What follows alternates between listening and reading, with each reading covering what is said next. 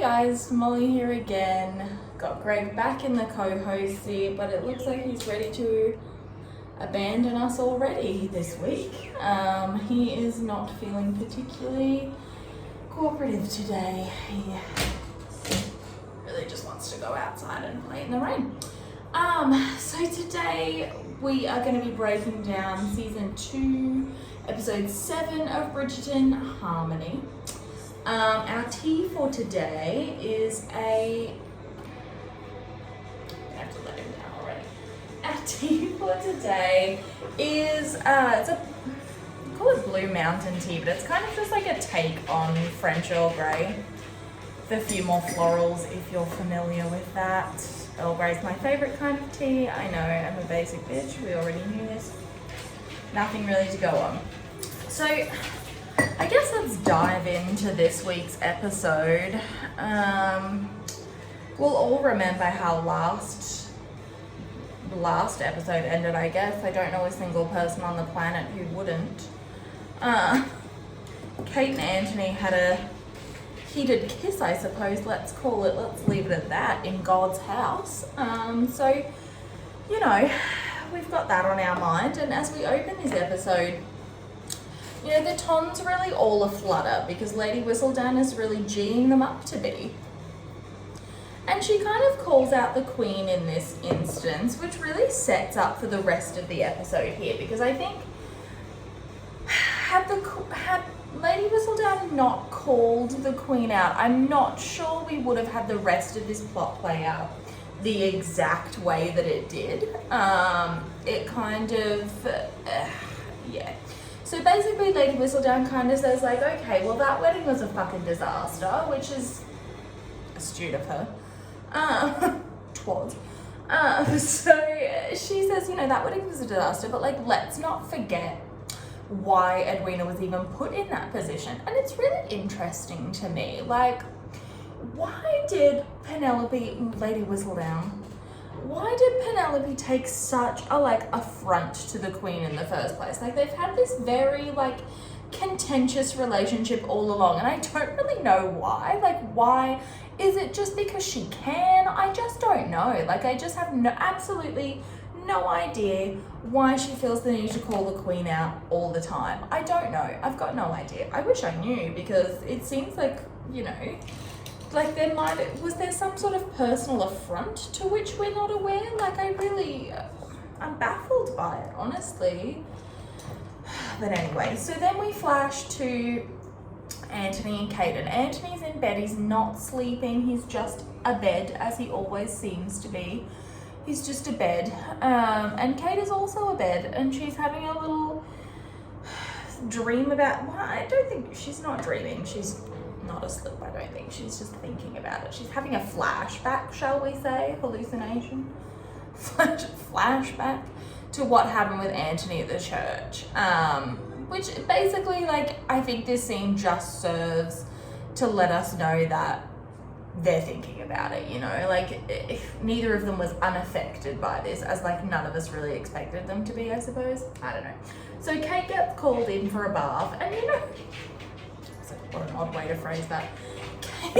Kate's bath is ready, and so she goes and she is sitting in the bath. And I think this scene is really just setting up for the dynamics that we're gonna see this episode. You know, obviously Edwina's pretty upset about the wedding situation, and Kate, you can see, kind of wants to talk to her about it. I don't think, you know, we've got Mary, there's Kate, then there's Edwina, and Kate's kind of facing both of them, and so bold to just bath with your mother and sister. I don't know, I'm pretty close with my mother and sister, but I don't think we would take a group bath together. I don't know. I guess it's just the aesthetic. I don't know. So Jesus, I'm just leaving shit everywhere today. So they're having a bath together, and Kate starts to try and talk to Edwina, and Edwina just walks out. She's not interested. She can see that she's not looking at Kate. She's not looking at anything. She's just looking straight past them. She's still quite upset, which I think, you know, she obviously has a right to be. A right to be upset. She was very publicly embarrassed, and we can see that everyone's really talking about this, you know, like it's not something that everyone's just kind of let go. So Edwina leaves and Mary and Kate are sitting there, and I wish we'd gotten more of this scene here, because I said, I think last episode, how I really thought the Sharma family dynamics could have been fixed with like 3 little scenes. And the first of those scenes is a scene that we needed in this episode here. And I think it needed to be between Kate and Mary to basically like clear the air, I guess, a little bit, but basically for Kate just to have a chance to say like, you know, like, and I think Mary obviously knows it wasn't vindictive, her feelings for Anthony, but I think like it would have been really nice for them to just have a moment to be like, I wish you had told me, I look like a lunatic. I wish you had told me about these feelings that you were having. Like we could have figured something out. We could have done something about it. Like I think they really needed to build on that relationship. But I think where we're left here is basically that like Mary doesn't really know what to do. You know, she says herself later on in this episode, and we'll get to that when we get to it in, you know, 8 hours time from now. But I think Mary just doesn't really know what to do here. She doesn't, I think she's realizing how much she let slip, how absent she actually was in this time. And I think like for her, she's coming to the realization that so much has been going on that she had no idea about, like, and she doesn't really know what to do. She wants to talk to Kate about this, but I don't think she really knows how to approach it. And like, would any of us? I don't know. Like, I certainly wouldn't. I would also be sitting there, but she in my bath water, just like, oh, fuck. So Kate, Kate's looking like she wants to drown herself because she's, you know, her favorite person in the entire world hates her, and she still can't stop thinking about that dick, I guess. Like, I regret phrasing it like that, but you know, we're in it now. So, and Mary kind of says like, I think you should use the lily soap today. It's good for nerves. And yeah, sweet, awesome. If you've read the book, you know that like the way, and I guess if you've watched the show, but you know that the way Kate smells is quite attractive to Anthony, I suppose. And like it is, he describes her scent as soap and lilies. So I guess this is a nod to the book that I don't think I really expected to get. Like I was a little bit surprised that of all the things they rejected from the book to put in, we got this. Like I don't really know. I don't really know what that was about, but you know, again, as I've said a million times, we're in it now. So, and I may as well talk about this now, but so it's good for nerves apparently, like it's good for anxiety, and obviously Kate's feeling a little anxious today, but we're kind of clued in later to the episode that she's obviously been feeling anxious. I've just drawn a rectangle for an eyebrow, haven't I? Right, along with it. So I think, you know, it's kind of implied later on. Anthony's talking about his attraction to Kate, shall we say, and he says that she smells of lilies all the time, and it's haunted him like since they met at that conservatory ball.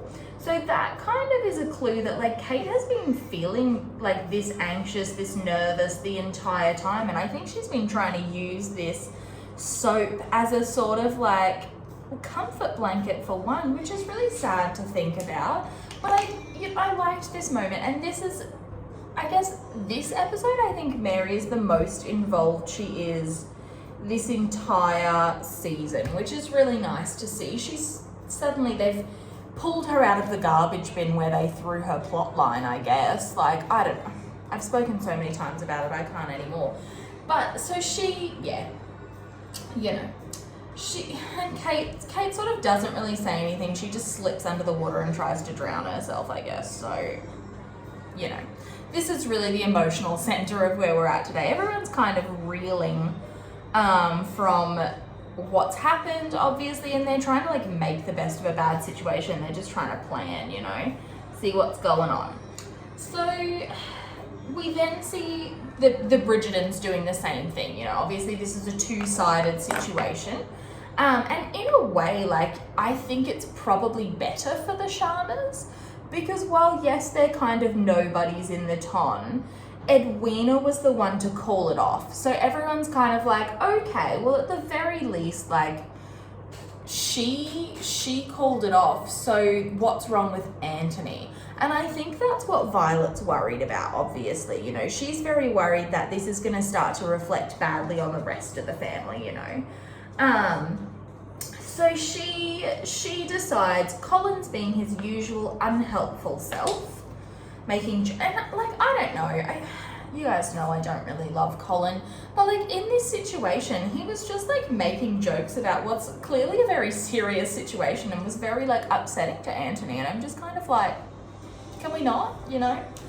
Benedict's kind of woken up to the fact that something else is going on here, and he asked Anthony if, like, it's kind of like, bro, do you want to talk about this? And Anthony just ignores it, you know?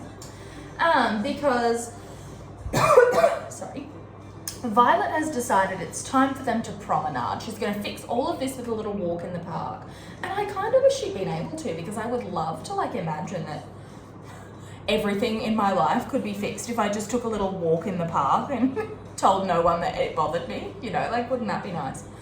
And Anthony kind of says, like, you know, because Violet says, like, we need to show everyone that we're the respectable family we were, like, nothing's wrong with us. And Anthony said kind of, I don't know, I'm not sure I get this line very much, because he's kind of like, oh, well, a respectable family's, you know, headed by a gentleman, isn't it? And I'm like, are you trying to, like, tell your mother you're in charge? Or are you trying to be like, I'm not a gentleman, I just made out with Kate in front of Jesus Christ himself? Like, I'm not really sure. So, you know, that happens. But Anthony he's kind of like, well, I mean, if you think this is best, let's go for a walk. It's going to fix everything, this little promenade. Spoiler alert, it's not. So Eloise says that she can't go. She has to go and buy new gloves. I don't know. She's just going to see that boy, I guess. Which, I mean, we've all lied to our mum at one point. Sorry, mum. Just say we were going to meet a boy. I haven't, mum, if you watch this. Like, I have never. Just other people have, not me. I've never done that. Jesus. And just as Eloise leaves the house, the Queen's carriage pulls up, I guess. And I actually am going to do the B-plots in order this time. Actually, no, I'm going to run through this part now and then the rest of the B-plots in order, because it kind of, the timing, I guess, is a little bit important in this one. So basically the Queen has decided that Eloise must be Lady Whistledown, okay? It's kind of a fair assumption given, like, what happened there, honestly. Like, genuinely, why else would Eloise leave her brother's wedding? You know? The Queen can't think of another reason, and honestly, neither can I, because it's a stupid plot. So, you know? So Eloise, and Eloise is kind of like, no, like, it's not me, I'm so sorry. Huge fan, but no. And the Queen basically says, like, and she kind of calls Penelope out during this, and she says, like, you know, you could do so much with the power you wield, but all you do is spread gossip and lies. And I'm like, you know what? I'm not the hugest fan of Queen Charlotte, but, like, that's kind of true. Like, we saw earlier, yeah, like, Penelope as Lady Whistledown was like, you know, you should be paying the delivery boys more, you know, etc. Like, sure, okay, but, like, what else are you really doing? You're not pushing for societal change. You're not really doing anything. You're just, like, being kind of shady. Like, I don't know. She really had a point there. That really struck me on this rewatch. But anyway, so, you know, Lady Whistledown kind of, like, she cites the, Lady Whistledown, Jesus. The Queen kind of cites the fact that, like, you know, Eloise is rarely in Lady in Lady Whistledown, and she's kind of like, well, why? Like, you don't like society, neither does Lady Whistledown, like, and part of me wonders, like, would she have been able to bring up so many good points if Penelope didn't listen to Eloise and like try and get her approval through Lady Whistledown? Thoughts to think, you know? It's probably a bit of a reach, but you know. So, you know, the Queen basically says like, okay, well, it's cool if you don't want to like help me. I'll just destroy your entire family and then kill you. Which is, you know, big swing. It's a big swing. So Eloise is naturally very panicked by this, as we're going to see later on, and I guess, yeah, that's kind of where this plot wraps up. Well, not like the plot doesn't, this scene wraps up. So the Queen's after Eloise, and she's probably going to kill her if she doesn't get what she wants, so dope. And I think part of this is because, like, she's still upset about the fact that, like, this whole Edwina situation didn't pan out, so she's mad at the Bridgertons anyway. And then for it to be, like, another Bridgerton, like, calling her out like this for not, like, having this wedding go ahead, she's a little bit like, okay, you know, like, can we stop, please? I'm already down, stop kicking. Like, so I think she's just, like, upset. Do I really think, like, the Queen would have killed Eloise over this? Like, I don't know, I don't think so, but, you know, Eloise obviously doesn't know that. If someone says, I'm gonna kill you, it's probably a good idea to listen. So I don't necessarily think she's stupid for believing it, but, you know, anyway. So we're promenading, and they've decided to say it's a mutual breakup. As everyone who's ever had a breakup does. You know, like, oh, it was mutual. Yeah, but someone had to start the mutualness of it, you know, like someone had to be like, wasn't working for me. But the person who did not like start the mutualness of it is always very quick to claim it was mutual, you know? Yeah. So anyway, they've decided to say that it was a mutual breakup, and basically like that it was a private misunderstanding that like made them ill-suited to one another, you know? Like basically I think they're trying to be like, oh, you know, like something along the lines of like similar in today's society for saying like, you know, like he didn't want children and I did, or something like that, you know? Like that's basically what they've decided to say. To cast like no aspersions to anyone's character. You know, it's not a terrible idea as things go. Yeah, it's not a terrible idea, but it is not working. Like, they're there, everyone is giving them the cut, and Lady Danbury's kind of like, we can come back from this, ladies, like, all we have to do, and Mary's agreeing, she's like, all we have to do, and I guess Mary is she's a seasoned scandal, you know, scandal, what word am I thinking of? I don't know, bearer? It's not it, but you know, she's done this before. She's dealt with scandal. She knows what to do. She's basically like heads up, shoulders tall, let's go. And Lady Danbury says, you know, like, we just have to wait for the next big scandal to come along. Like, you'll still get married this season, Edwina. And Kate's kind of right. She's like, I have to say, you are on some shit, Lady Danbury, because I cannot imagine a bigger story than this. And like, honestly, the bride running off because the groom's in love with her sister, what's going to be bigger than that, you know? Like, we'd have to have 19 illegitimate children to get something bigger than that. Like, it's just not wishful thinking, I guess, but you know. So they're kind of, the Bridgertons are going about the same thing, and they've both had the same idea. They're about to meet in the park. No one's really acknowledging them at all, or if they are, it's in a very cold, like, cursory kind of way. And then Anthony spies Kate. Violet is gripping Anthony in like a vice grip to be like, okay, keep it together, please. And he's not. He spies Kate. And they have this moment where their eyes meet. And I have to really credit them because they are reading one another's facial expressions perfectly from several meters away. If you are more than 2 meters away from me, I cannot see anything without my glasses. So I'd be stuffed in this situation. I'd be like, is that even her? Like, I can't tell. It could as easily be a dog. Like, yeah. So, but there's this really like sweet moment that it's not sweet, it's actually tragic, but like we have to like pick through to find something sweet at this point, you know. So their eyes lock and there's like quite a bit of tension and everyone around them is kind of clocking the fact that their eyes have met. And essentially what happens is Kate shakes her head I think it does two things. I think for one, it tells Anthony like not to go over and talk to her, like no, don't.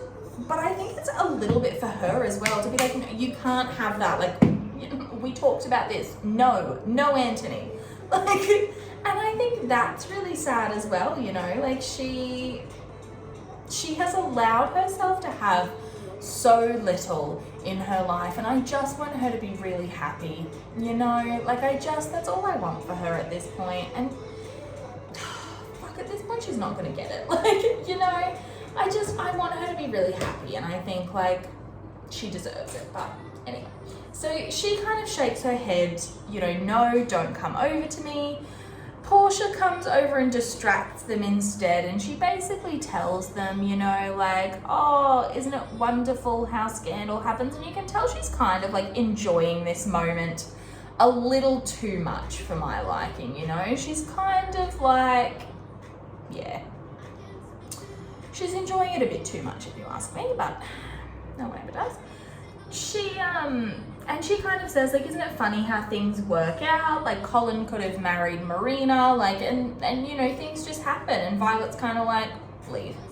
Like, we're not, you know, Violet's the whole time, like, they're acting like, and everyone's kind of acting like, you know, like Violet says, like, we're not in mourning, like, and they're trying to pretend nothing's happened. It isn't working. So Lady Danbury and Violet decide, because their last few schemes have worked out so well, they've decided to put on one last scheme, one last hurrah, and they're going to trick the Ton into a ball. So, I don't know. The Bridgertons have clearly followed the Sharmas back to Danbury House. I'm sure Anthony hated every second of it. And everyone's kind of in the room together, and it's become immediately apparent that like no one is pulling any punches this episode. Everyone is very well aware of what's happened. And I think there's obviously been some conversations that we've missed that have happened off screen. Because like Violet and Anthony seems aware that Violet knows that he's in love with Kate. So I don't know if there's a missing scene there. I'm not really sure. There should have been. You know, but alas. So, and Lady Danbury and Violet have decided they're going to host a ball to show everyone, like, you know, because Mary's kind of running through a list of things, like, well, maybe we should come up with another reason, maybe we should do, you know, this, that, and the next thing. And Lady Danbury's right. She's kind of like, we've already started, like, putting out one story. If we change it now, people are going to start to wonder why, you know. So instead Violet decides they're going to pretend like if they can't stop the conversation, like it's of no consequence to them, like the reason doesn't matter, they're all still friends, no hard feelings sort of thing, you know. So they're going to host a ball, and Kate, Anthony and Edwina are immediately like, fuck this right off. Like Kate and Anthony are beside one another, and Anthony is kind of like at this point, and we're going to see in a second, like at this point he just wants to stay kind of well away from her and like try and figure himself out, I think, a little bit. And he doesn't want everyone to have to like be dragged through the mud, least of all Kate, I think, like through this charade. So he kind of doesn't want to do it. And Mary's kind of like, well, I mean, if we host a party, maybe like some more guys will come around, Edwina, and you can find a hookup. You know, like best way to get over someone is to get under someone else. It's not Mary's advice, but like it kind of is. So this episode's really spiraling out of control. I'm so sorry. So you know, so Edwina kind of agrees, like out of spite. She's kind of like, well, yes, then let's have a ball, Anthony, and you can like, you know, she kind of like tosses a dig, and she's like, well, yeah, no one's gonna notice because like I didn't even notice, right, guys, you little sluts. So they agree to do it. Newton enters and he immediately seeks out his papa, which is beautiful, and I love this moment for them. But it basically stands so that Kate and Anthony will be kind of pushed together by Newton.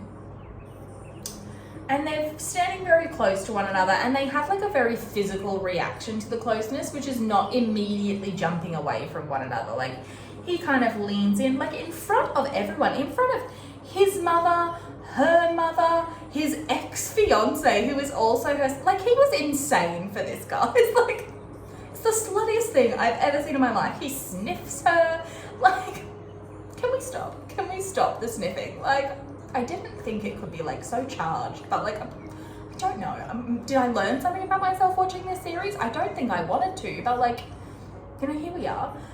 So, oh god, that's gotten strong. So so Edwina is then sort of like, was I really this blind? And we're all like, yeah, they were always that obvious. Like, everyone saw it, boo. Like, I feel really bad for you, but like, yeah, you were really dumb there. So, you know, and I just keep sighing in this episode. That's kind of the mood, you know. Lady Danbury is kind of like, right, well, if we're going to do this, you two need to stay well away from one another. Like, get out of here. I don't want to see it, sort of thing. And both of them are like poking at them with her walking stick, like, no, too horny. And I think like Kate is kind of like, please, ma'am, madam. And Anthony is kind of like, I don't know what you mean to say. And Violet immediately cuts in with like, what we mean to say, Anthony, is this is slutty. Stop it. Like, and you know, Lady Danbury basically says like, you two need to stay the hell away from one another, because if anyone sees anything, all of this is going to be for nothing. Like, everyone is going to realize exactly what happened, because this sexual chemistry is rampant. Fucking cut it out. So, you know, Anthony is kind of like, right, fine, I can do that, not a problem. I'm a gentleman. And he marches from the room. And Violet follows him. And she kind of says, like, you know, is this going to be a problem for you? They're still at Danbury House. And she's like, you know, is this an issue for you? Like, I'm not trying to call you out, except she is. She's like, I'm not trying to call you out, but like, look what happened last time you were really close to Kate and like you had to pretend to be something you didn't want. Like, look, this is why we got into this mess, essentially, you know? Which is, you know, it's a very valid point. You can't really fault Violet for it. And Anthony basically says like, it's fine. I'll push through. I don't have to, you know, like, it doesn't bother me. It's fine. And I'll never think about her again, basically. And he's trying to convince, again, with Kate and Anthony, they're trying to convince themselves with these speeches as much as they're trying to convince everyone else, you know? And I think that's truly the saddest part about it, because they don't even believe it. How do they expect everyone else to? So, I just poked myself in the eye. Anyway, so Kate and Violet kind of says like, okay, well then what? Like, what are you going to do after that? Because you still need to get married. Like, who are you planning to marry then? If not her, who? If not Edwina, who are you going to marry? And Anthony kind of reveals his plan here. I guess it is a plan. Yeah, his plan. And he says, basically like, well, I don't have to get married. Like, I've got 2 brothers and they can carry on our family. He's got 3 brothers. But he's basically like, you know, like, our family line can and will carry on whether or not I get married. Like, so he's basically decided, and like, oh, how tragic. He's pretty much decided, and he's realized that it's impossible for him to marry for convenience. Like, and I think like, I don't want to say this because it sounds very sappy, but let's go.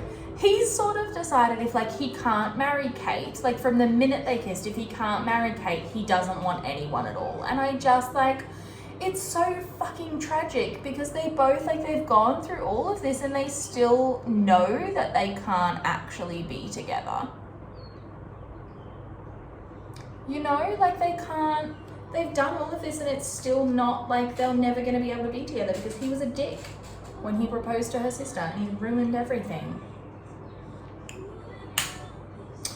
So, and Violet kind of says, like, she kind of calls him out, which I don't love, but she calls him out and she says, like, you know, is that your plan then? Like, to push off your responsibility on your brothers, that's what you're going to do. That's it, is it? And I truly do believe she said this to push Anthony, because then he snaps. And he says, you know, like, what do you want from me? Do you want me to admit that this was a mistake? Because I know that. I already know that I'm a failure. I know you're disappointed in me. And I just like, oh, Anthony, baby. Like, what is it about this man? Like, he is the biggest dick on the planet. And immediately he starts to look a bit sad. I'm like, don't do that. Like, I forgive him anything. It's like, oh, it's awful. So he, you know, and I think, like, that's really, I don't know if it's what Violet wanted, but you can tell she's, like, visibly upset by it, by the fact that that's what he thinks, like, he's a failure, but she doesn't really correct him. She just lets him leave. He says, you know, I've failed at so many things, like, more things than you and Dad will ever know, and please just leave me alone. Like, I will do this, and then that's it. Like, I'm done, sort of thing. And I just, it's so sad. It's so sad, you know, like, it's so sad that he thinks that, like, and, you know, he's going to say it later on in the episode that, like, he thinks his whole family hates him. And I don't believe that's true, but I also don't think he gets a lot of, like, positive reinforcement. And before the end of this Bridgerton series, I just want one person who is not Kate to tell Anthony he is doing a good job. Is that really too much to ask? I just want someone to tell him that he's doing a good job, you know? Like, he's trying. He doesn't always get things right, you know? Like, but he's trying. He's trying his best. And I think he's not, it's not acknowledged. And that really bothers me. So he leaves, and Violet's like, I think Violet realizes at that point she's pushed him too far. And I don't really blame her for trying to, like, not, at this point, not trying to push him in Kate's direction, because for one, like, even he and Kate don't believe they can be together at this point, you know? So it's not like they're trying to be together and Violet's like, no, like that, you know. But also, like, she doesn't really have a lot of reason to believe that Kate's feelings are mutual, you know. Like, she saw what she saw, but, like, she knows her son better than she knows Kate. So she's going to assume maybe that it's not mutual. You know, because Kate at this point doesn't even think it's mutual. Like, you know. So I don't really blame Violet for that. Yeah, I don't. So, where are we? Okay, so Eloise is telling Penelope about this Queen situation. And Penelope's, like, obviously quite worried. You know, she's a friend, so she's quite worried about it. And she's quite worried about it, and she tells Eloise basically, like, no, don't do anything, like, wait for Lady Whistledown. There'll be something in it that you'll be able to disprove it was you. Like, she'll have heard something or she'll have been somewhere. And I don't know, like, because we see that, like, in the next scene, she kind of comes up with this plot with Madame Delacroix. So I don't really know why she said that. Like, what was she planning at this point? Like, what was she gonna say, you know? I don't know. Maybe she was going to turn herself in. I'm not sure. Like, to me, that would have been a better solution. But, like, anyway. So Penelope then goes to Madame Delacroix and is basically like, bitch, we're in trouble. We've done it now, you know? Like, the Queen is mad. And Delacroix seems like surprised that the Queen is mad, even though they've been reading her to filth in the newspaper for like months on end at this point. Delacroix's like, oh, she's mad about that? She's mad about the shit we said about her? Like, what? Crazy. So they kind of like, Delacroix's kind of like, I want out. I don't want anything to do with this anymore. Like, I just want to sell my dresses and be on my way, sort of thing, you know. But she does say one she kind of says to Penelope even like, are you gonna give yourself up? And Penelope, like, it's a very convenient answer, is kind of like, I don't think the Queen would believe me. Okay. Never know if you don't try, you know. Like they could have, okay, maybe this is really bitchy, but like they could have forced the blame on like nearly anyone else, and the Queen like probably would have at least like considered it. I don't know, but so Penelope's kind of like, I don't know what to do, and she gets up to leave, and Madame Delacroix kind of says like, well, the last thing a girl would do is wear something that she knows is unflattering. So basically she's telling Penelope, like, if you talk shit about Eloise, like one of her points was that Eloise is never in it. So, you know, Delacroix's kind of like, well, if you talk shit about Eloise, like no one's going to say that shit about themselves, which like, honestly, wouldn't they? That would be like the very first thing I did to try and refute it was me. I'd be like, well, if I just write some shit about someone I know or myself, like, I'll be off the hook. Maybe I'm very devious, I don't know. Which I don't know, I feel like I'm not, but anyway. So Penelope's gonna think about it because she doesn't really have a lot of choices. If you hadn't talked shit about the Queen in the first place, maybe we wouldn't be in this situation. You made your bed, it's not my fault you didn't clean the sheets. Very little patience for this plot, you know? Especially because like, I don't know.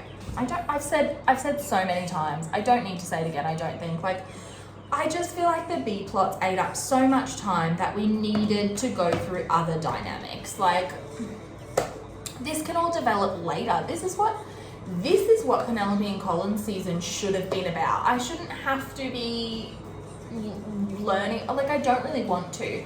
And I think the way that they've actually portrayed the Lady Whistledown plot, like it hasn't done Penelope any real favors. Like she's kind of, to me at least, coming across as quite spiteful, and I'm not like, and in the book, like I'm not the hugest fan of their book. I find it quite uninteresting personally. If you like it, great, love that for you, but for me it didn't really do anything for me. Like she's not really that spiteful in the books. Like her character doesn't come across that way, but in the show, like, because we're seeing all of these things she's doing, it's coming across as very like vindictive, you know, like, yeah, I don't know. So Anthony has gone to, and Benedict's at a party at his art school, and Anthony has gone to him. I think he genuinely just wants someone to talk to, and I think like Benedict is his next, like his oldest younger sibling. It's next in line. Benedict's number 2. He would die if he heard me say that. It's a whole plot point in his book, but so Benedict and I think they're the two. Like I spoke a little bit last time about how like Anthony sees Daphne as more of an equal, one because she's married, but 2, it's like, you know, oldest daughter, oldest son, like they have responsibilities within their family. But I think like Benedict is maybe the only sibling that Anthony didn't really have to parent, because Benedict would have been 16, I believe, when Edmund died. So he was, you know, already at Eton. He was already, like, I think he just, yeah, he didn't have to parent Benedict so much. And I think like that's the reason why they're still probably quite close, and he's gone to Benedict for some sort of comfort. And he's immediately, I think, disappointed because he can't do that. Like, Benedict's in the middle of a party, he's drunk, and I think, like, the words that Anthony says here, they're not meant to be hurtful. I think he's just frustrated about the fact that, like, he came to the only person he thought could help him, or he thought he could talk to, and that person's not available to him, because, you know, the person he really wants to talk to and sort this out with is Kate, but he can't go to her, and he doesn't know what to do. So he's gone to his brother, who he trusts and who, you know, in the show he's quite close with.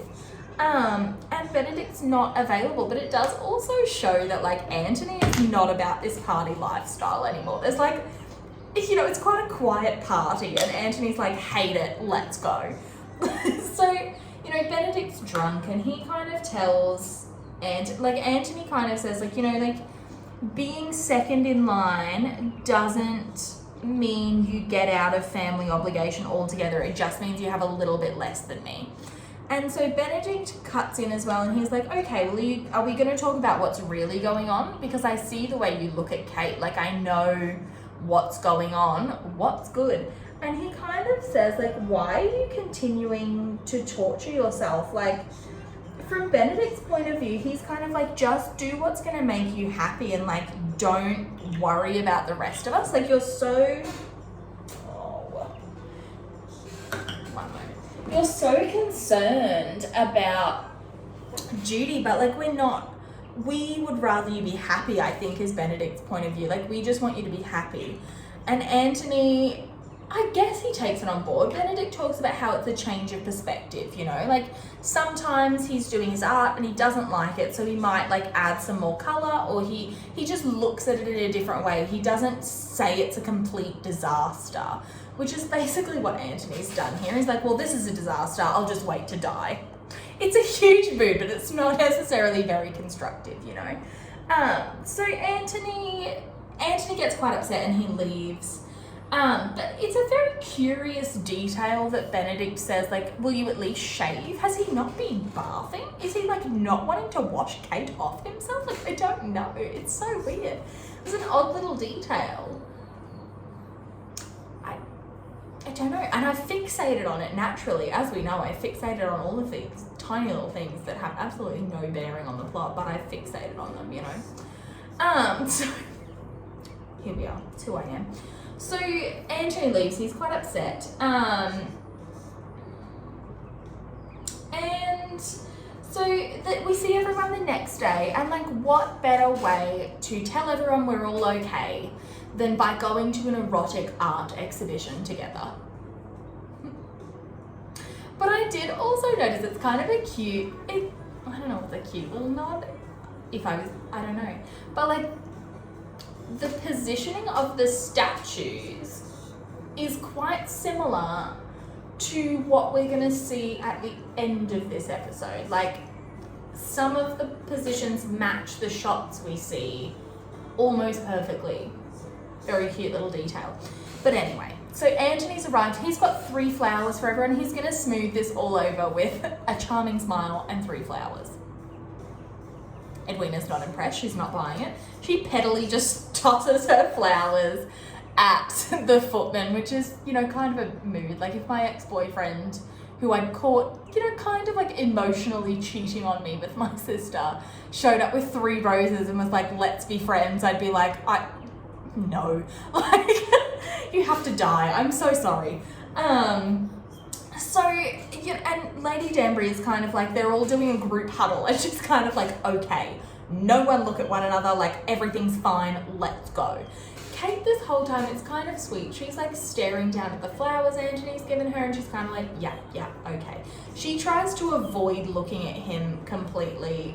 Anthony has made no such promise. He waits for Kate to go inside and then smells the air after her.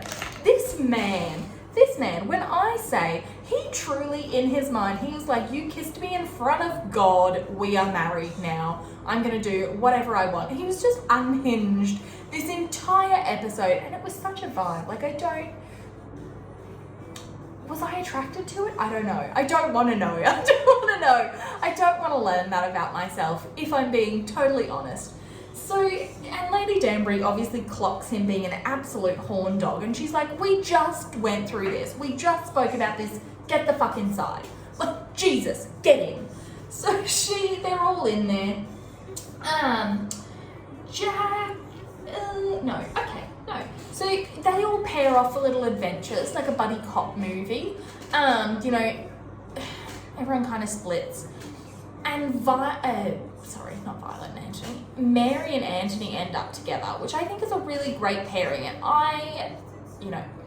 we've been through this. I've written a lot of Kate and Anthony fanfiction. So much. Too much. More than any person should want to read, honestly. But I love putting Anthony and Mary together because I think, truly, Kate has a lot of trauma and so does Anthony. And I think, one of the most beautiful parts of their relationship is how they grow and heal together, not necessarily for one another, but because one another. They want to be better for themselves.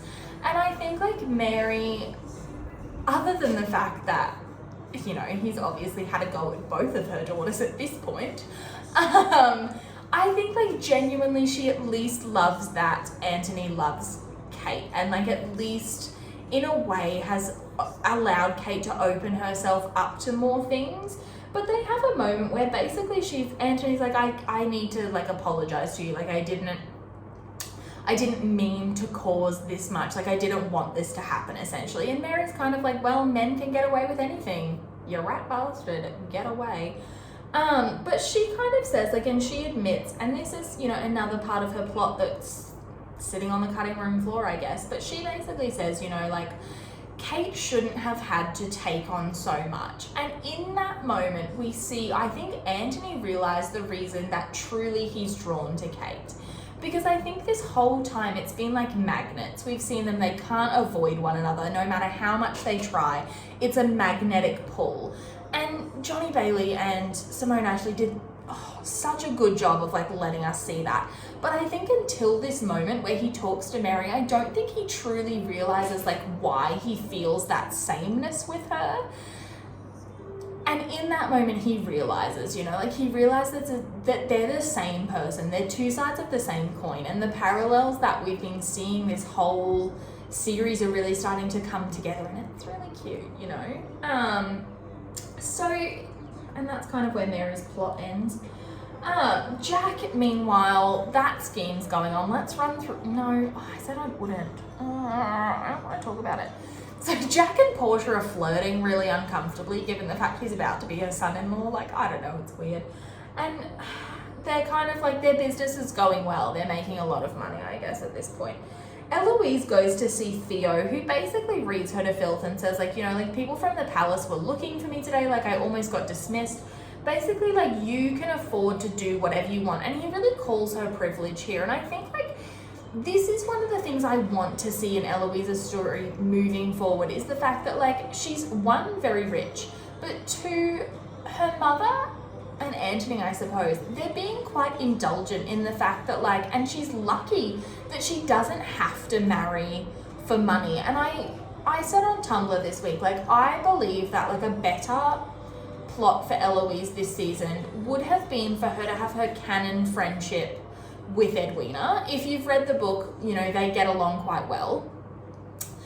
They're both quite bookish. And I wish we had seen that, because I think it could have been an opportunity for Eloise to appreciate that women in this day and age needed to marry for all sorts of reasons. And just because you want to marry and you want children, you want a family, doesn't make you any less intelligent. It doesn't make you any less feminist, really. Feminism is about having a choice. And I hope we see this progression in Eloise's storyline before her story ties up, whatever that may be, I think that would have been a better storyline for her to start to realize her own privilege in a way. It's something that we all need to take a step back. But in this moment, Theo basically says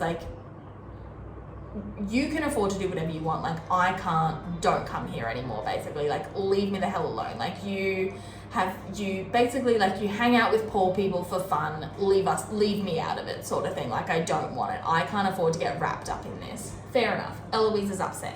They also, Theo and Eloise kind of look related. No? Thoughts to think?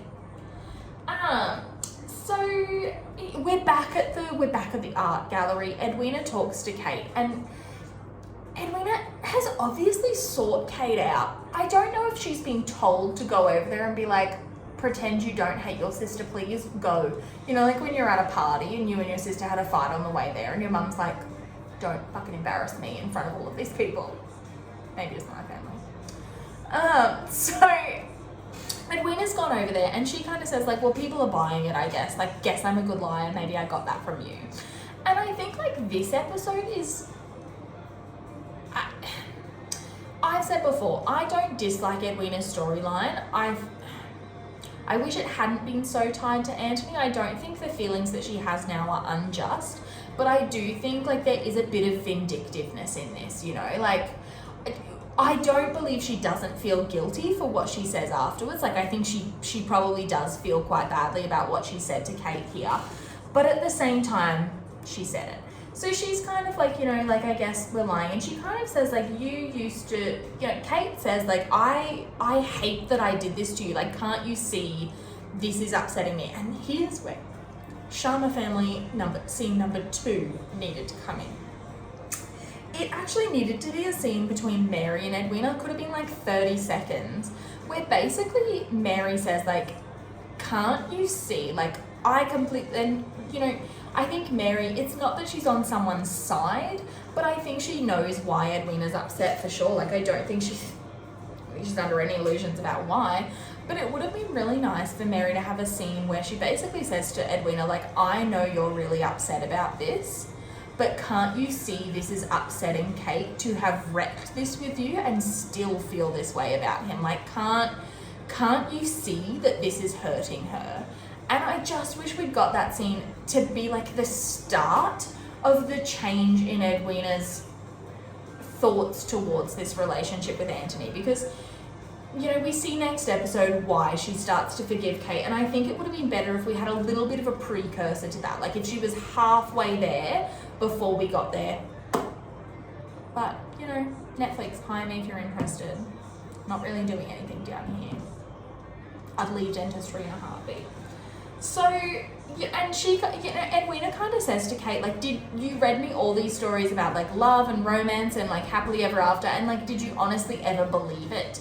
And Kate kind of says, like, of course I believe in love. Like, of course I believe all of these things and I want you to be happy, and that's why I did all of these things, basically, is the undercurrent of this.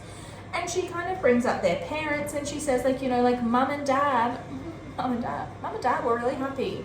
Like, they were really happy, and like, you saw it just like I did, and of course I want something like that for you. That's why she didn't want you to fucking marry Anthony. Jesus! Like, I don't know.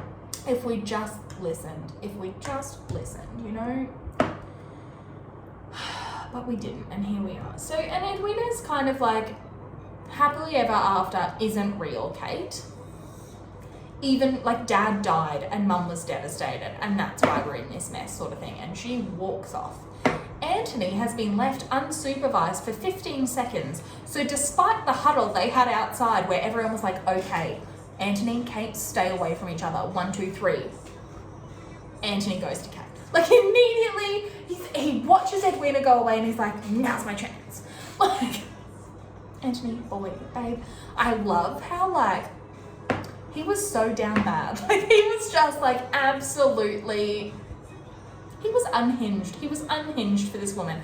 And I really love his progression from basically treating Sienna to like, and I'm going to go back and watch season 1, and I'm probably going to make videos like this about it. And we'll talk about, I think it's really important that we talk about the difference between Anthony and Sienna's relationship and Anthony and Kate's relationship. Because I love Anthony Bridgerton, he is my son, but he treated Sienna abominably, like so badly. He basically treated her like she was a possession. And I love his progression from last season to this season to basically like, he went from treating a woman like a possession to like, he's the biggest simp. Capital R rape, fucking capital S simp. Like, I've never seen anything like it in my entire life. Like, boy, where do I get me one of these, you know? So he goes and he's basically like, We kissed in front of God. Get over here and do it again. Like, this man, the whole season, he wanted to be called out on his honor so badly. Like, every time there's people around, he's like, we kissed. She and I kissed. Mary, we did it. We kissed. I have compromised her. Make her marry me. The entire, like, he wanted to be called on it so badly. But anyway, and it's a real, like, switch from their dynamic from episode 5, where she was like, we nearly kissed. And he was like, nothing happened. This episode, he's like, we actually kissed. Your tongue was in my mouth. And she's like, nothing happened. Like, you want to fuck so bad you look stupid. Like, you know, it's ludicrous at this late stage. So, and Kate kind of like, her guilt is talking here. And she's kind of like, there's no way anything could have happened between us. Like, we should be ashamed of what we did. Like, you were my sister's fiance and we kissed. Like, there's no way that should have happened. Like, we should be ashamed. Anthony is not ashamed at all. But I think he's not feeling shame. He's feeling something, he's feeling an emotion, but it's very far from shame, ladies and gentlemen. So she walks away, and I think in that moment he realizes that maybe he thinks maybe she is ashamed to have these feelings for him. Like, maybe she's not because of the Edwina situation, but maybe she's ashamed to love him. Maybe she thinks, like, you know, he's the last person she would want to end up with. And I think, like, he's worried that she hates that she feels this way, sort of thing, which she kind of does. But anyway, so we flip over to Penelope. She's got writer's block about dragging her best friend, but she gets over it real quick and does a pretty thorough job of it. She does look quite tortured over it, but she still gets the job done, you know? Like, I don't know what to say. It's her best friend, and yeah. So then we see Colin downstairs, and he's decided to invest in this pyramid scheme, multi-level marketing. He's joining Avon. Can you imagine Colin as an Avon man? Like, ding dong, Avon Colin. Would you like some bronzer? So he wants to invest a large sum of Anthony's money in Jack's scheme. And Portia doesn't really want that to happen, but in the meantime, like, Colin kind of calls Penelope loyal, and they have a little moment. I don't know, more stuff that should have developed in their season, I guess, because the plot's not that in depth in their season, so we could have just put all of this into that, like. But Portia's basically like, we said no Bridgertons to Jack in the meantime. She's like, no Bridgertons, we said, and Jack's like, I wasn't going to do anything. They decide, I'm gonna cut to this, but they decide after this whole, like, secondary scandal, they decide that sure, why not kick the Bridgertons while they're down? Let's get Colin on board. Let's give him a starter kit. So Violet has corralled her children in the drawing room to berate them, like any true mother. You know, like, you're about to go somewhere and you've behaved so badly recently, and your mum's just like, look here. If I see one peep out of any of you, that'll be it. Like, they'll never find the bodies. And all of the Bridgertons are kind of like, we hate this, when can we go? So they, you know, Eloise is panicking. Penelope arrives, she's decided to say that she's Lady Whistledown. And Penelope's kind of like, no, please don't do that. Please don't do that, just wait. So she hasn't written her little opus magnum? I don't know. She hasn't written her little ode to Eloise yet. So she goes home to do that, and she decides to save Eloise. She's gonna wreck her. Makes sense, right?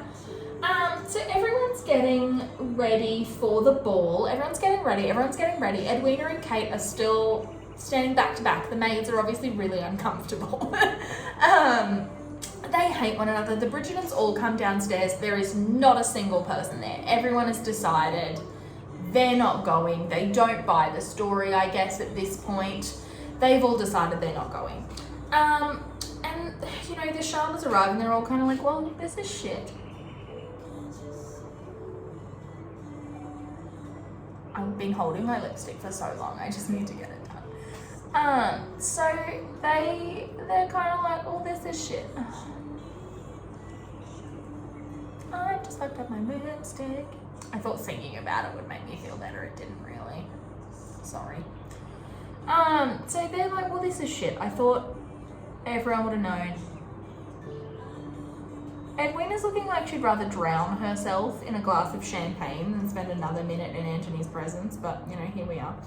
And Benedict goes to leave, and Antony's kind of like, you know what? No. We are all going to dance together, and he calls Hyacinth down. And everyone jot this down. Kate Sharma got horny for D'Antoni. That's what happened. She saw him dancing with his little sister, and she was like, nah, fuck it, we gotta do this.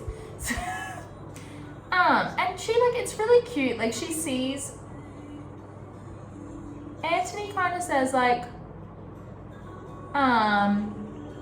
we need to change perspective on this, you know, like, we're all together, and they just want, like, one sort of happy moment together.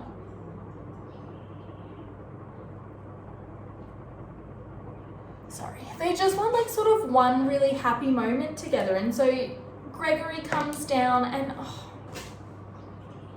I named my dog after Gregory Bridgerton. Like, that's how much I deeply believe he is the sweetest boy on the planet. If you have read his book, or if you haven't, go and read On the Way to the Wedding. Like, that boy believes in true love so badly. Like, he is the sweetest boy, and he comes down and he's really excited to dance, and they all start dancing together, and it's just like, this is one of my favorite scenes. This episode is actually my favorite episode of the series.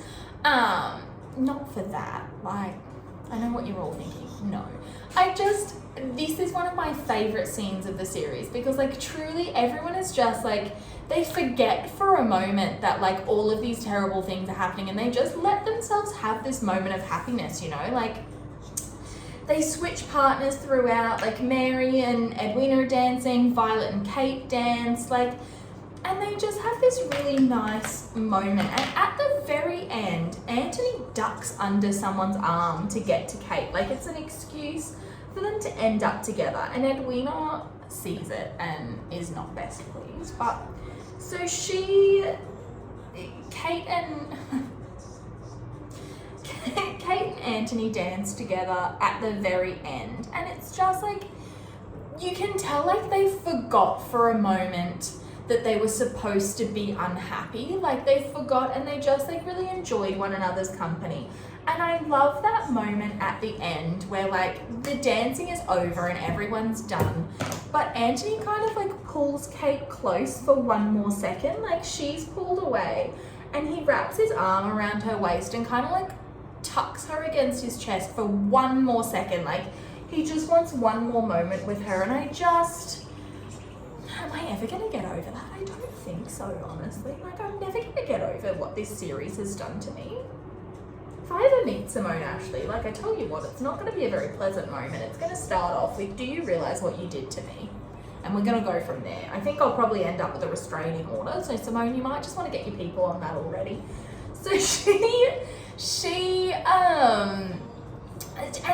there's this really sweet moment as well where, like, he's tucked her against his chest, and she kind of, like, shakes her head a little bit, and as she turns away, she's fighting a smile before her eyes flick out of the frame to talk to Edwina. She's fighting a smile, and just, like, for a moment, she's happy because she just got to dance with, like, the cute boy that she's in love with, and I just want her to be so happy. That's all I want. I just want Kate Sharma to be so fucking happy in her life. Like, that's all I want. Antony had better, like, really pony up next season. I want to see that girl, like, so happy. He better be, like, fetching glasses of lemonade like a beleaguered camel. That's what I want to see. Like, I love them. I love them. Okay? So everyone breaks up, and Lady Danbury and Violet are kind of like, I'm really surprised that this didn't work because everyone's stupid as fuck. Like, what happened here? And they see the maids with Whistledown, and it's kind of, you know, Whistledown has written this, I was going to say Opus Dei. No, that's the Da Vinci Code. So I was, op-ed, I suppose, she's written on Eloise to basically say, like, Eloise has been consorting with rebels, sort of thing, like political radicals. And I don't know, like, what did Penelope think she was saving Eloise from in this moment? Because, like, that's hardly going to endear her to the Queen, is it? Like, political radicals.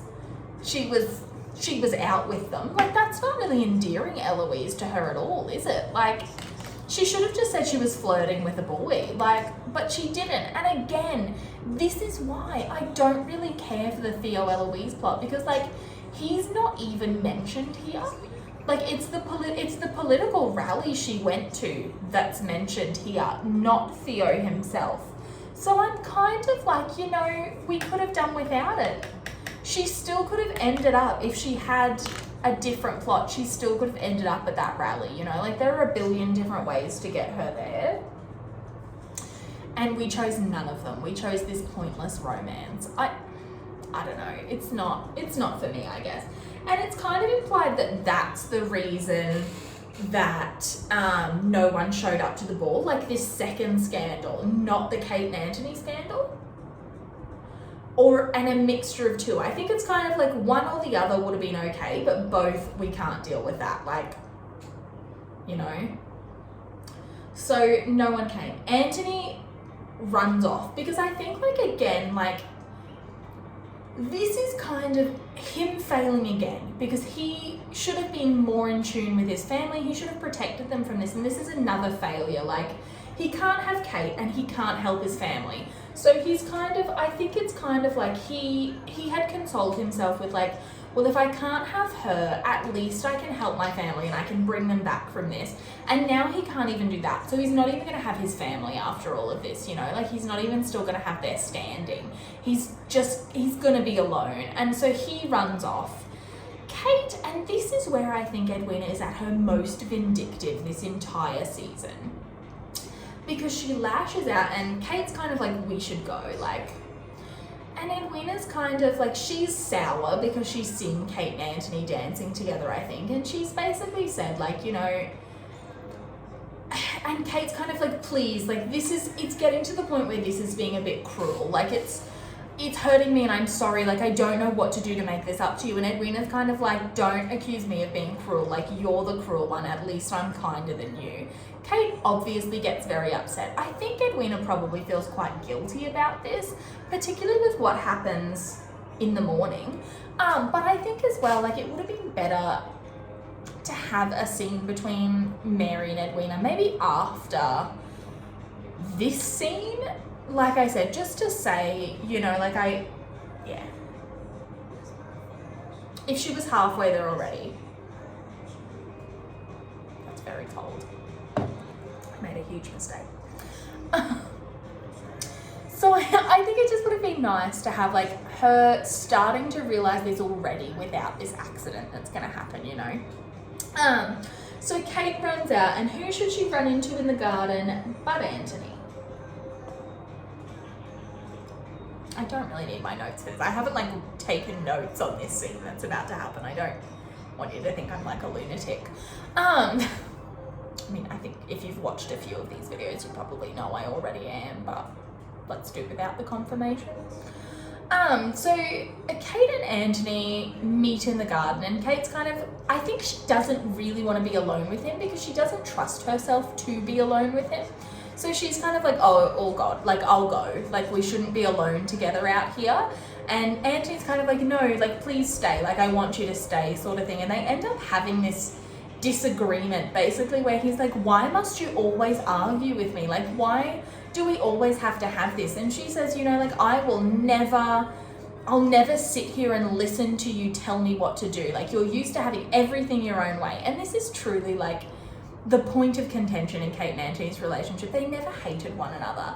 They were just two people who are so used to having their own way that someone coming in and being like, you know, you can't have everything your own way, was kind of like very jarring to them, and they, like, it repulsed them. And so she's like, you know, like, I am never going to listen to you or anyone else that I disagree with. Like, I am going to do whatever I want. And boy, is she about to. So she kind of said, like, Anthony's like, why must you do this, you know? Like, And she kind of says, go on, like enthrall me with your self-knowledge and awareness. And hats off to Anthony, because that sly bastard, tricky fucking bastard, manages it. Because he says, like, basically, and his speeches make me forget what a fuckboy he is, honestly. Like, I'm not surprised she dragged him to the ground in the next second, because, like, just listening to this, I was about to. Like, he pretty much tells Kate that, like, he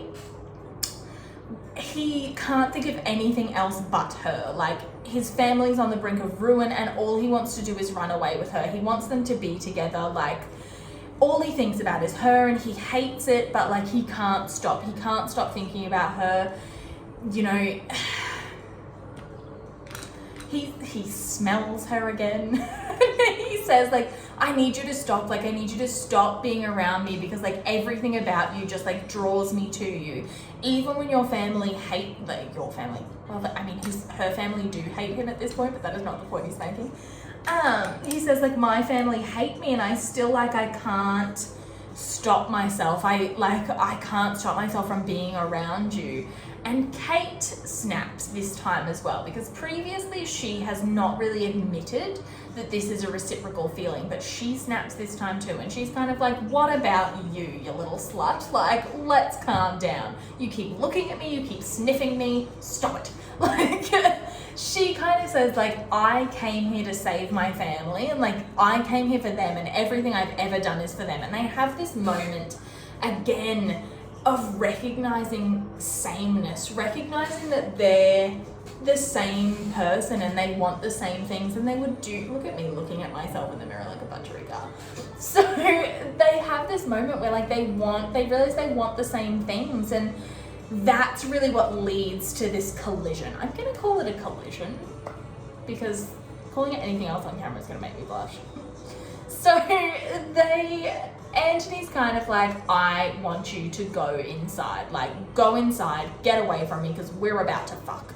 So, and he knew exactly, both of these people knew exactly what they were doing in this moment, because she has just said, I am not going to listen to your orders. Like, you don't order me around. And he immediately gives her an order. He's like, get inside. And she says, what did I tell you about you and your orders?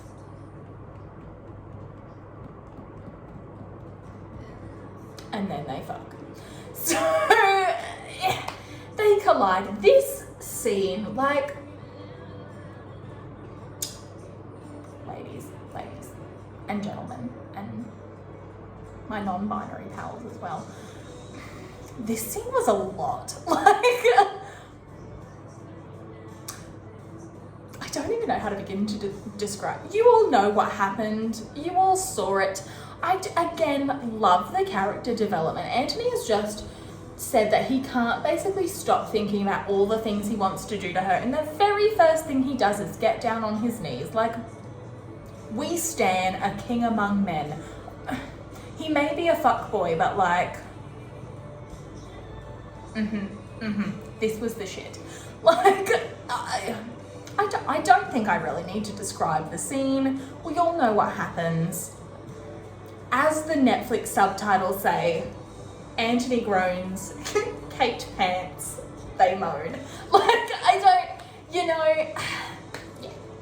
So it's a very, I would describe it right there in his mother's gazebo, which is really funny because, like, there's a line in the book just after they get engaged where he's basically like, she's my wife, I can do whatever I want, but, like, I'm not going to fuck her in a garden gazebo. Show Anthony had no such qualms about that, let's just say.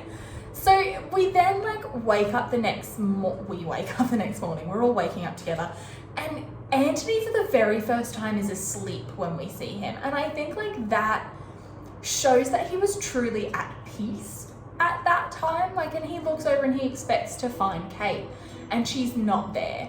How long, like, they obviously fell asleep together, or at least when he fell asleep, she was still there. But it seems like he expected her to be there, obviously. And so, like, imagine being the gardener, walking into that shit and just being like,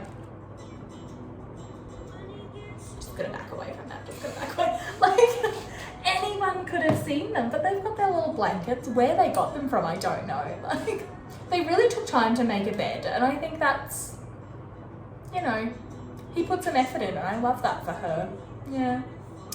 So then Anthony's very upset. It started to rain, and Anthony's quite upset, I think, that she's not there because he expected her to be, and I think, like, in that moment he realizes, like, unless I do something, she's never going to be there again, because to his mind she's still planning to go back to India, like, and so, well, I mean, to her mind as well, she's still planning to go back to India. Everyone assumes she's going back to India. So and I think he realizes in that moment, like, unless he does something, unless he tells her and confirms what he said now, it's never going to happen again. He's never going to have that moment again. Like, that would be the only chance they got to be together. So we then cut to Kate, and it seems like she just got home because her dress is still sitting. She throws her dress out of the way to sit down, and she's, like, freshly changed into her nightgown, I think, and she's in a slut spiral, which, like, to credit the show a little bit, is a very short duration. And I don't think it's fair, because in this day and age, what they just did, like, and there's been a lot of weird discourse online about who put what where, and I'm not getting into that because to me it doesn't matter. To me it doesn't matter. They, you know, like, they both believe that this, yeah. So, like, in this day and age, no matter what they did, what we saw they did was enough for them to need to marry. And I think, like, God, what they'd already done was enough to need them to marry. But I think, like, it would have been very easy for her to feel a lot of guilt about it. And I think what we do see is more of surprise from her, that, like, she let herself fall in this way and she let herself have a moment for herself, because that's what Anthony had said to her, like, just prior to this happening. Like, what do you want to stop? You want us to stop before we both do something for ourselves for once?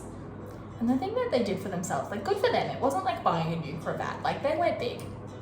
So, and I think, like, this moment, like, Kate's replaying it in her mind, and I think, like, this moment was nicely done because it could have very easily been a real, like, slut shame moment, and it wasn't actually, like, surprisingly, it wasn't. And later, like, in the next episode, when she sort of let slip to Mary that this thing between her and Anthony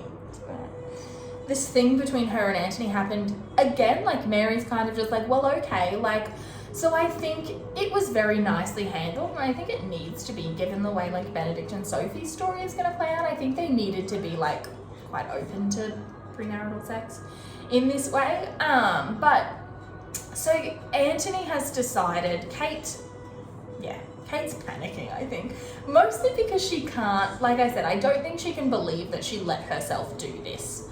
So Anthony then, he goes to get his ring. He's decided enough's enough, like, he's gonna marry her.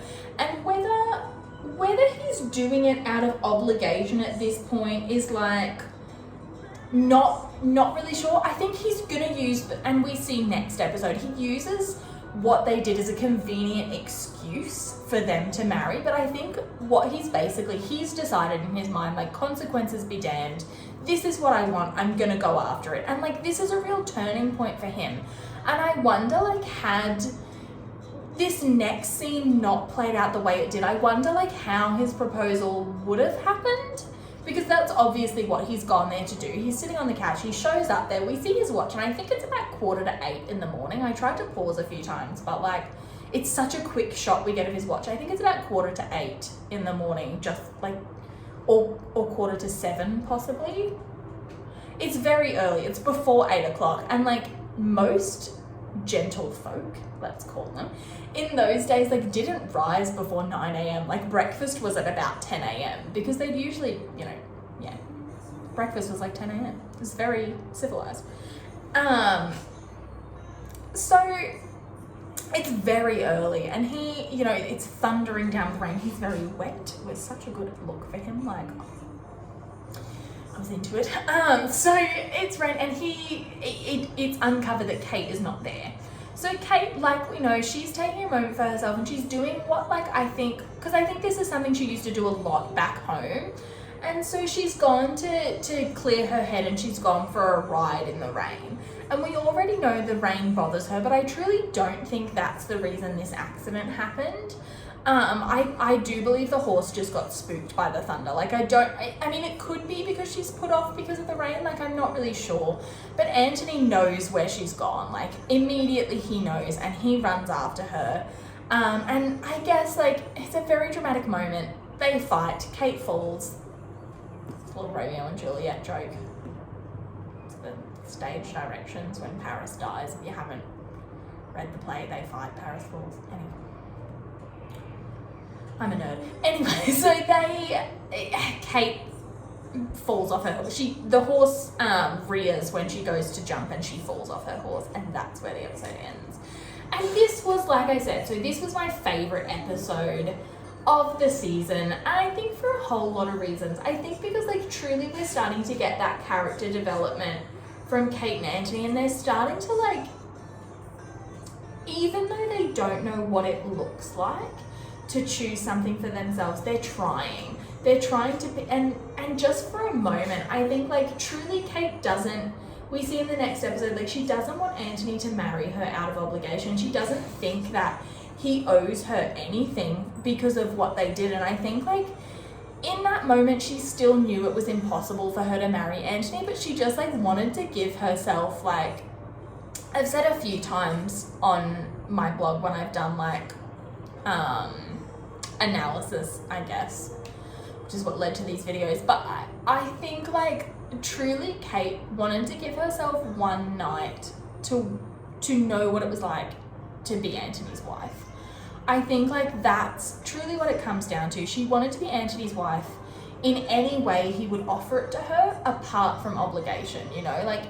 And I think she believes that he is attracted to her. I don't think she thinks he loves her, as we see when she has that conversation with Mary next episode. Like, I think she thinks he feels drawn to her, but he doesn't feel anything for her. It's just, yeah, it's not love, because he has told her so many times that he doesn't want to fall in love. And I think, like, she doesn't believe, she's kind of like, well, if he couldn't fall in love with anyone else, like, why would it be me, you know? And I think, like, it was nice, I think, to see her give herself this moment, even though she panicked about it afterwards, even though, like, as any of us do when we make a choice that goes against what we've been doing for so long, there's always a moment of panic. And I think, like, it was actually very nicely handled, or I thought at least. Like, it's not really like there's no reels, I know I joked about it, but, like, there's not really a slut spiral. Definitely not in the way that, like, if you've read Francesca's book, that's a slut spiral, ladies and gentlemen. It's actually such a good book. That makes it sound, no. Yeah, okay. So there's like, it's different than that, I think, like, and I don't think Kate, like, truly felt, I don't think she regretted what they did at all. I don't think either of them do. And I think, like, that's nice when they've been denying this whole time, to have both of them be like, you know what, that's what we did and I don't regret it. I think even like we see next episode, and we'll get into this more now, but I'm kind of on a roll with it, so let's do it now. I think Anthony doesn't regret the act. He regrets he regrets the way that it happened. He regrets doing it without telling her that he loved her, I think. And I think, like, that's what it comes down to. Neither of them regret what they actually did. They regret the circumstances. They regret the fact that they did that and that's all it will ever be, because they can't be together now. Like, there's no possible way that they could be together, but they still want these moments with each other. And I think it really speaks to, like, the connection that they have. Yeah. I think we should wrap this episode up here now because it's getting quite long. So, you know, as I've said, like, you can follow me on Tumblr at Newton Sheffield. You can find me on AO3 if you want to read some Kate and Anthony fanfiction. I do mostly write alternate universes, but there are some, like, post season 2 canon fics that I've written. They're on there. You can find me.